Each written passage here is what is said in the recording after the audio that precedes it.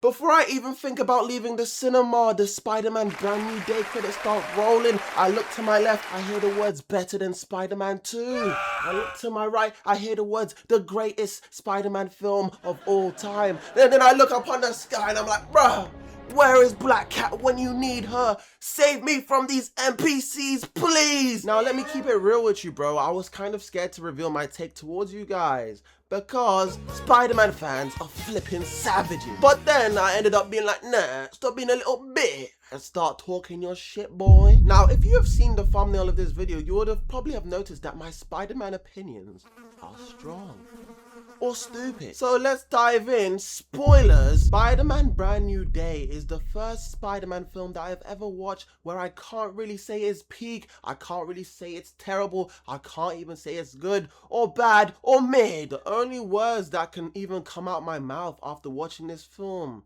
is the word meh. Sarah. Meh.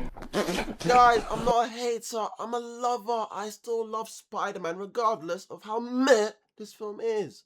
Look, living on the edge, fighting crime, spinning webs, swinging from the highest ledge. He can leap above my head. Spider-Man. Spider-Man Brand New Day follows a deeply lonely and isolated Peter Parker, navigating life as a full-time vigilante without his friends because of the previous film's memory-wiping spell, while also protecting Damage Control, a protection agency from a mind-controlling entity, Sadie! Spoilers. Jean Grey, while also dealing with a mutation that is slowly affecting his powers. Now, my worst and probably most controversial take is reserved for Jean Grey, the baddie, but we'll dive deeper into that bullshit by the end of the video. But now, there are three aspects of this film I'd like to discuss: his loneliness, his mutation, and his villain. Loneliness is a theme that is explored in many films and TV shows and anime. Some do it well, some don't, and I'm not gonna lie, this film doesn't do it that well, bro. One of the main reasons why I think the theme of loneliness is not explored well in Spider-Man is because Spider-Man himself is not lonely, bro. As much as this nigga wants to be a little emo, the appearance of many other characters in his film makes him not seem that lonely, even though he's trying to tell us he's lonely, he's got no friends. I see Ned, I see MJ, I see Frank Castle, I see Bruce Banner, I see this police officer woman, and the city flipping loves him, dude. The mayor gave him a key to New York, bro. This nigga thinks he's Quasimodo, bro. He thinks he's Frankenstein's monster. He thinks he's Naruto. The theme of loneliness is really not explained or explored as well as I would have hoped it for. There is two types of loneliness that can be seen in film. There are people that choose to be lonely and people that do not choose to be lonely at flipping all. Take for instance Quasimodo, bro. That nigga does not choose to be lonely. In fact, Quasimodo was so lonely that he had to conjure up gargoyles to be his imaginary friend. Naruto, they thought he was a freak because he had a fox inside him. You see, bro, that is true loneliness that we love seeing people overcome. You see, Peter Parker chooses to be lonely, but I'm seeing way too many happy-go-lucky interactions with these characters that should be gone. But instead, they're helping him out, undermining the loneliness aspect of the film. The loneliness thing really doesn't hit me like that, bro. So we've established that Spider-Man is not lonely, but we've also established that Spider-Man is not flipping broke, dude. I'm seeing niggas do gene splicing, have an AI that is locating people flipping anywhere, creating inhibitors in flipping minutes, and you want me to be like, oh, this is grounded, he's broke, he's got nothing. I'm like, dude, I'm seeing him have more shit than anybody. By the way, I don't really care if he's broke, but people like to try and tell me this is like, oh, he's in the mud, he's got nothing going for him, this is true Spider-Man. But I'm just gonna stop being negative. I'm gonna give my props. The performances from Tom, from Zendaya, from Punisher, from everybody were actually pretty good. I just think the writing was tying them the fuck down, bro.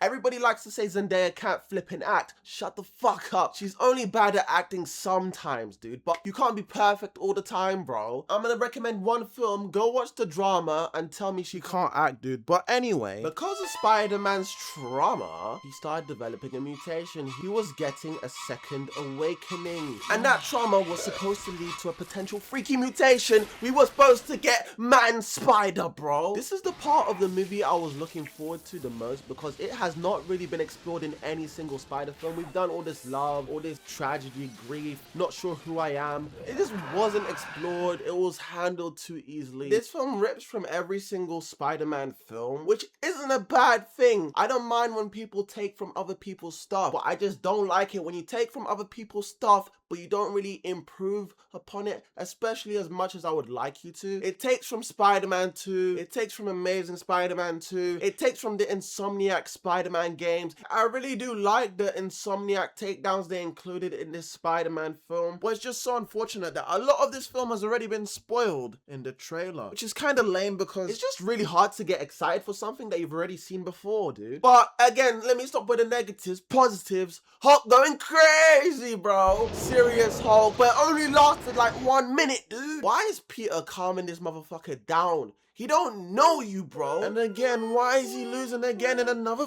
film? Look at his stupid face. I get it. We don't have the rights for him to make his own film so he could stand on business. But it's fucking annoying seeing this guy get whooped, bro. This guy was a fucking god once, bro. Top 5 superhero ever, bro. Marvel and DC. And look at him now.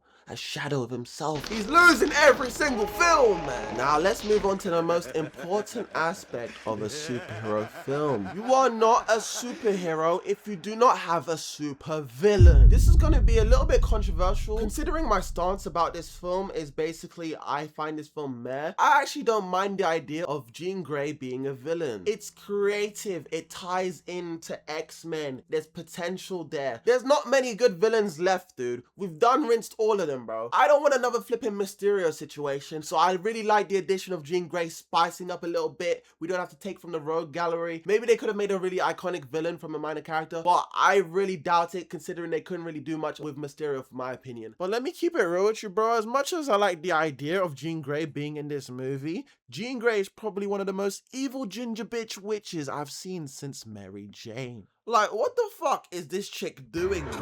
What the fuck, bro? I have no empathy for this chick. They're literally trying to force you to care about this bit, but this bit is literally terrible. I do not give a damn about Sarah. Who the fuck?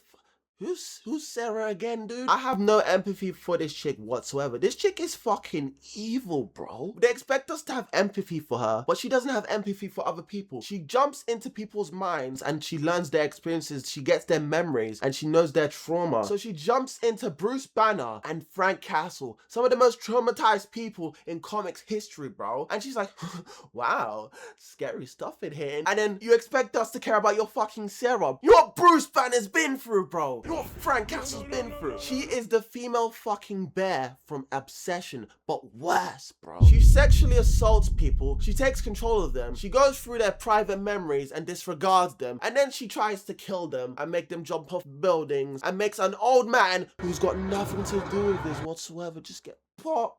Roadkill, man. This is a big problem I see in a lot of TV shows and movies and anime. They don't know how to write a redeemable character. A redeemable character has to have redeemable traits. But for this chick, it's just, oh, her sister. Oh my god, her sister was taken away. I'm gonna give you an example of a very good redeemable character, and you all know him from the Avatar, Zuko. Zuko was an asshole. He was hunting the Avatar down. He was trying to reclaim his honor, making Aang's life a living hell. But through trial and error, and also the stuff he did to the Avatar wasn't even that bad. He was just hunting him here and there. He had room for forgiveness. Alright, he didn't do too much heinous shit. So if you're setting up a character you want to be able to forgive, the character needs to commit shit that's not that bad, bro. So we can be like, oh, he's a cunt, but I guess he's alright. Not a fucking demon, dude. I need to exercise this chick, bro. The shit she's doing is Satan. But also, in order to forgive someone, the punishment must meet the crime. So if Jean Grey is jumping into people, taking control of their bodies, and then making them kill themselves, there's only one thing this chick can do to make us forgive her, and that is to just jump off a bridge herself, bro. Like, the only reason why Jean Grey is even likable in this film is because she's played by a cutie, Sadie Sink. Like, literally, if this chick was played by anybody else, there would be flames in the cinema rooms, dude. And let's keep it real, bro. Replace Sadie Sink with Mark Henry. Tell me what's happening, Imagine if Mark Henry was kissing Tom Holland. Imagine if Mark Henry was inside Zendaya and made her jump off a cliff? Huh? And then he's like, my sister, my sister. Somebody go get a hand. Now, to wrap this video off, there's a lot of people with varying opinions on this film. People that speak highly on this film are being regarded as shills, while people like me, who speak a bit lowly on this film, are being regarded as kids that were dropped as babies. And I'm like, huh, maybe you're white, bro. Let me know your thoughts on this film, if you agree with me or if you disagree with me. I like communication. I like talking about this shit. I will read your comments, bro. Alright, thanks for watching, bro.